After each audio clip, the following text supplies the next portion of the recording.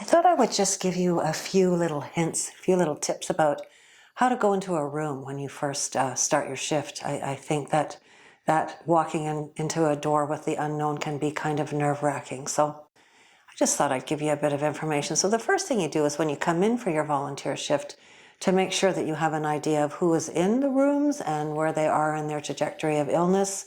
So to go through the Cardex or go through the volunteer communication book and get kind of a read. If the volunteer communication book isn't up to date, please just update it.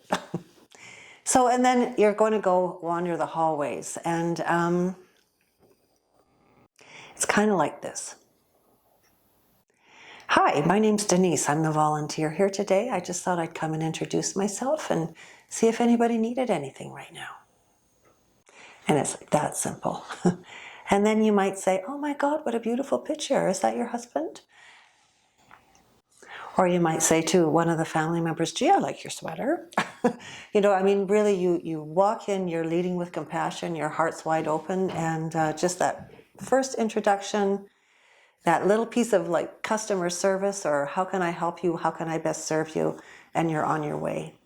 I think I'm going to tell you a story that's the best way to learn things. When I very first started volunteering here many, many years ago, I would get my little cheat sheet and I would walk the hall and introduce myself. And I remember walking past this one room and there was a young man in the bed and a mom, and they were fighting. They were having an argument. And I remember walking past that room going, oh my God, I am not going in that room tonight, right? Was one of my very first shifts. And then so I did my thing, went back into the kitchen and started putting her around. And the nurse said to me, Denise, can you just go into Bill's room? I don't know if that was his name, I'm just making it up, but can you just go into Bill's room and see how he's doing? Which is, of course, the room that I was doing my best to avoid. Anyways, his mom went out for a while, so I did go in and sit with Bill, and I literally went in and sat down and said, hi, Bill, my name's Denise, I'm the volunteer here tonight. And he said, hi. And then I leaned forward, and that's all I needed to do. He started talking, and he told me about his relationship with his mother. He told me about the trajectory of his illness, and he showed me the bumps that were on his back because of the cancer, and he talked about his fear about going to Vancouver. And we went through the whole conversation, and then he started talking to me about cars and how he loved to fix cars, and his brother got him this car, and onward, And so I think I was in there for about 45 minutes. We had a great chat.